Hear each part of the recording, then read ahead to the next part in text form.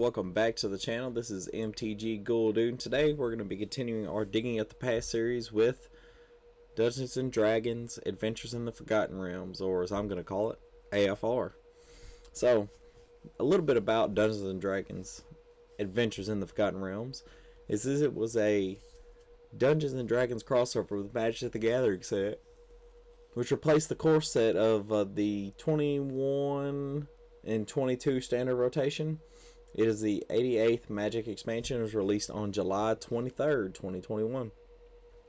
The name of the set is often abbreviated to, can you guess, Adventures in the Forgotten Realms, or just Forgotten Realms. The visuals of the cards tells a story, and many favorite D&D characters are mentioned in the flavor text. As a first, the basic lands of this set feature flavor text.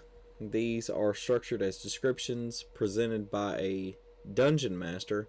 Showcase cards have a classic rulebook frame treatment, pulled from the look and feel of illustrations in the original Dungeons & Dragons Monster Manual.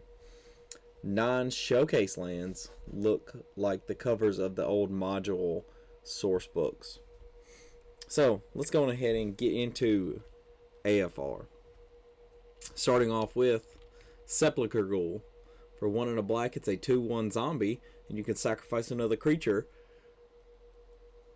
and he gets +2/+2 until end of turn, but you can only do it once. So, good luck trying to combo off with this guy. Shambling Ghast. For 1 black, this is a 1/1 zombie, and when he dies, you can choose one. Target creature an opponent controls gets -1/-1 until end of turn, or you create a church token.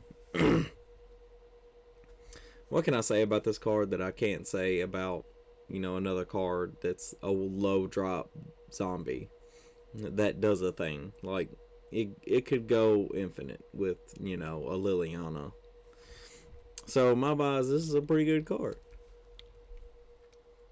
Zombie Ogre. For 3 and 2 black, it's a 3/5 zombie ogre. They literally just put the creature type as the name. It's ridiculous. It's silly. At the beginning of your end step, if a creature died this turn, doesn't have to be yours. It could be the guy over there in the corner. Venture into the dungeon. That could be an upside for me if you're looking to play into venture the dungeon a lot, and especially in bigger games. This does a lot of work. Dungeon Crawler. For 1 black, it's a 2/1 zombie. It enters the battlefield tapped, but whenever you complete a dungeon, you may return it from your graveyard to your hand.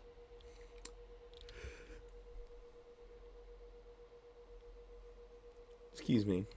I'm yawning hella hard.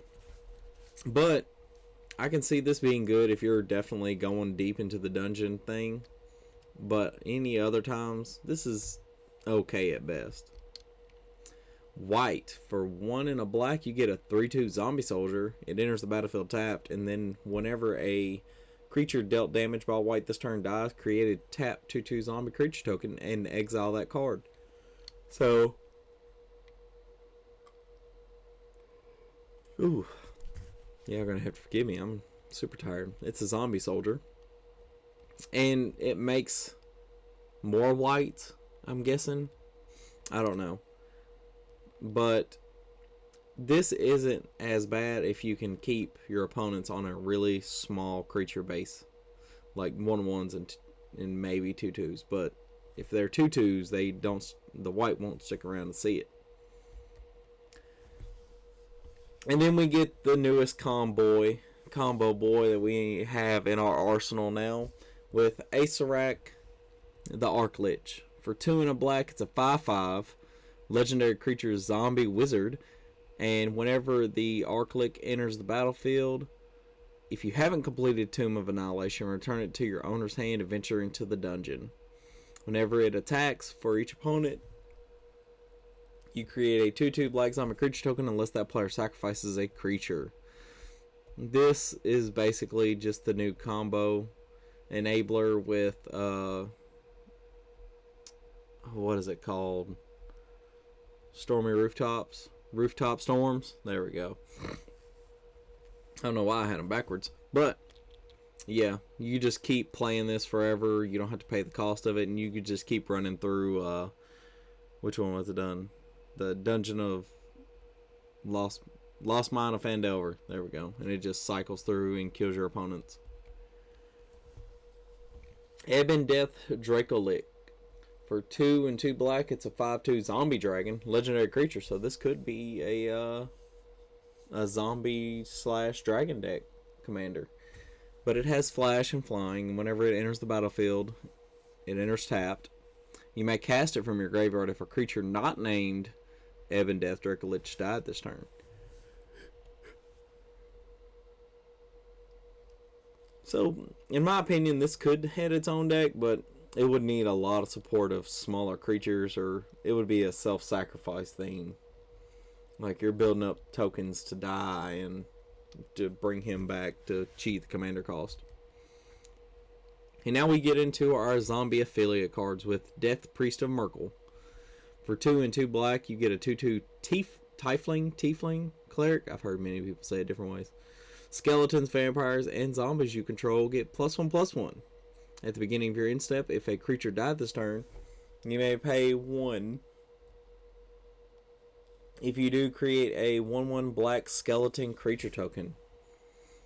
I like the flavor text on this one. It says, "The Reaper bids you rise." That's pretty cool. And then we come to the Book of Vile Darkness. For 3 black, it's a legendary artifact. At the beginning of your end step, if you lost 2 or more life this turn, you create a 2/2 zombie creature token. It's pretty odd that you have to lose 2 life. And then you can tap and exile the Book of Vile Darkness, and artifacts you control name Eye of Vecna and Hand of Vecna.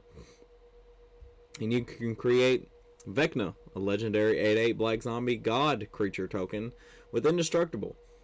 It gains all triggered abilities of the exiled cards. That's pretty neat. It's a lot to keep up with in my opinion, but you know, if you're into having that kind of fun, you do you.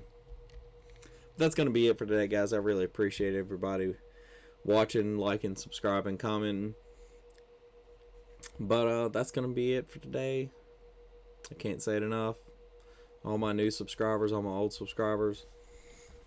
And I guess I will see you guys next time in the graveyard.